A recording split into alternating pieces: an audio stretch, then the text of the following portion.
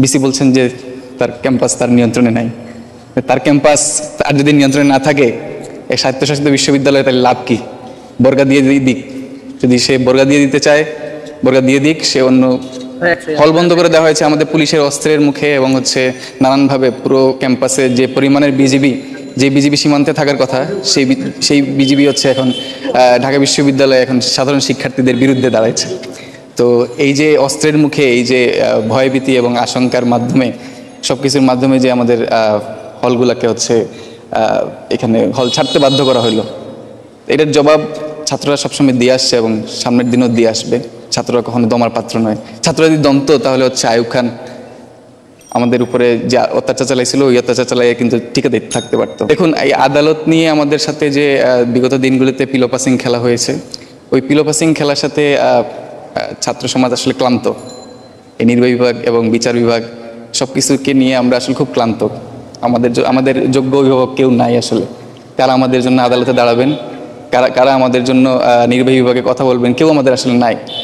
তো বাধ্য হয়ে ছাত্র সমাজ যে আন্দোলন করে যাচ্ছে, তো এই আদালতের পিলো পাসিংয়ের মাধ্যমে এবং এই যে নির্বাহী বিভাগ থেকে পিলো পাস করে দেওয়া হচ্ছে আদালতে, তো এইসব দিয়ে আমরা ক্লান্ত এবং এইসব আমরা আসলে শেষ চাই। এবং আমরা চাই যে সামনের দিনে এই সরকার, এই গভর্নমেন্ট আরও দায়িত্বশীল আচরণ করুক এবং ছাত্ররা যেটা ন্যায্য অধিকার চায় তাদের ওই ন্যায্য অধিকারের পক্ষে কথা বলুক।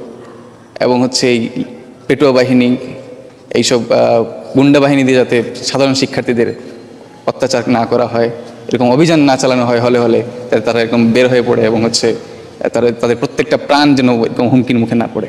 দেখুন, তৃতীয় পক্ষের বা অন্য কোনো পক্ষেরই এখানে কিন্তু সুযোগ নেই, এখানে কোনো সুযোগ নেই।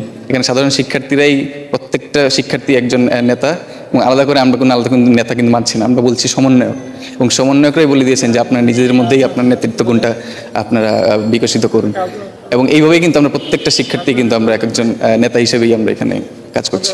একটা বিষয় যে ছাত্র দল এবং যে বিএনপির যে বিভিন্ন পেজ থেকে আসলে বিভিন্ন ধরনের উস্কানিমূলক যে সকল স্ট্যাটাস দেওয়া হচ্ছে, দেখুন এই যে এটা কিন্তু যে রেজিমের যে প্রোপাগান্ডা মেশিন চালানো থাকে ওইটা কিন্তু চলবেই। আমরা বিশ্বাস করি এইসব গুজবে সাধারণ মানুষ সেরকম কান দিবেন না। এবং হচ্ছে আমরা চাই যে আপনারা যারা মিডিয়ার ভাই বোন আছেন, আপনারা সারাক্ষণ লাইভ করছেন এবং দেখছেন যে এখানে যে জেমারগুলো বসে আমাদের পুরো ক্যাম্পাসে যে ডিজিটাল ক্র্যাকডাউন, এই ডিজিটাল ক্র্যাকডাউনের কারণে কিন্তু আমরা কারোর সাথে কন্ট্যাক্ট করতে পারছি না। আপনারাও হচ্ছে কোনো ধরনের খবর কিন্তু অন্যান্য জায়গায় পৌঁছাতে পারছেন না তাড়াতাড়ি। 4টা খবর হয়তো 6টা পৌঁছাচ্ছে। তো এই ব্যাপারগুলো কিন্তু সবাই এখন বুঝতেছে।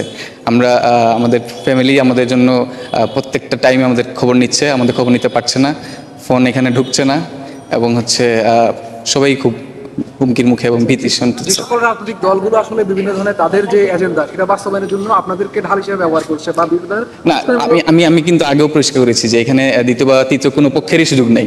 তারা যদি তাদের নিজেদের ফায়দা লুট করতে চায় এখানে এসে, তো সেই জায়গাটা কিন্তু তারা কখনোই পাবে না। এবং হচ্ছে আমরা ওই সুযোগটাও দিব না। আমরা সাধারণ শিক্ষার্থীরা এই দাবিতে আমরা এই স্ট্যান্ডে আমরা একদম ঠিকঠাক আছি। আমি যতটুকু জানি, এই যে বৈষম্য বিরোধী আন্দোলনে একটা দফা দেয়া হয়েছিল। এখন ওই দফার পরিপ্রেক্ষিতে এরকম কথা উঠে এসেছে যে যখন নির্বাহী বিভাগ আদেশ দেবে তখন সেই আদেশের ভিত্তিতে এই বিষয়টা হবে। যেমন হাইকোর্টে এর আগে আমরা 18 সালে একটা আস্থা রেখেছিলাম, তারপর হচ্ছে সেটা আপিলের মাধ্যমে আবার চেঞ্জ হয়েছে। তো বিষয়টা এরকম গড়াচ্ছে যে আমরা হাইকোর্টে আস্থা রাখলাম, ঠিক আছে, যে পরবর্তীতে চেঞ্জ হবে না। এটা হচ্ছে মানে কী বলা যায়, আমরা যেটা দেখেছি তার ভিত্তিতেই বললাম। এখন হাইকোর্ট, অবশ্যই আমরা হাইকোর্টকে সবাই মান্য করি। এখন বিষয়টা এই পরবর্তীতে চেঞ্জ হবে না এটারই যেমন প্রধানমন্ত্রী 2018 সালে স্পষ্টভাবে বলেছেন যে এখন আর কোনো কোটাই থাকছে না। তো বিষয়টা যেহেতু আবার হাইকোর্টের মাধ্যমেই হচ্ছে, যেমন আমরা সবাই আস্থা রাখতেছি, তো আমার মেইন বিষয়টা হচ্ছে আমরা সকল শিক্ষার্থী যেটা চাচ্ছি যে কি বলা যায়, যে এই কোটাটা যৌক্তিক পর্যায়ে এনে আসলে একটা সমাধানে আসা উচিত। যেমন আপনি দেখেছেন অলরেডি আমরা সাধারণ শিক্ষার্থীদের মধ্যে অনেক ভাই বোনদের হারাইছি, অথবা এটা সঠিক তথ্যটা আমি যদি জানি না, তো এটা আসলে আমাদের জন্য দুঃখজনক না যে আমরা আমাদের সহপাঠীদের হারাচ্ছি। একজন সাধারণ শিক্ষার্থী হিসাবে আমি বলতে পারি যে এটা যত দ্রুত সম্ভব আসলে সমাধান হওয়া দরকার। সবসময় পড়াশোনা করাটাই হচ্ছে আমাদের মূল দায়িত্ব। মানে কি বলা যায় যে একটা সরকারি চাকরিতে যদি এত % কোটা থাকে, তা আমি এতদিন পড়াশোনা করে, যেমন আমি এখানে ইঞ্জিনিয়ারিং ফ্যাকাল্টিতে আছি, তো আমি এতদিন পড়াশোনা করে যদি এই ধরনের একটা ফেস করি, তো আমার তো এই ইচ্ছাটা থাকবে না যে আমি এখানে থেকে যাই অথবা এইভাবে কাজ করি। তার উপর হচ্ছে এটা আমাদের শিক্ষার্থীদের একটা কি সাধারণ আন্দোলন ছিল, আপনারা সবাই দেখেছেন। এখন এইটা সামনে কিভাবে গড়াচ্ছে এই বিষয়ে আমি কমেন্ট করতে চাই না, কিন্তু আমার বিষয় হচ্ছে যে আমরা যেহেতু সাধারণ শিক্ষার্থী, আমাদের দ্রুত এটা সমাধান হয় আসলে আমাদের ক্লাসে ফেরাটা সবচেয়ে বেশি জরুরি।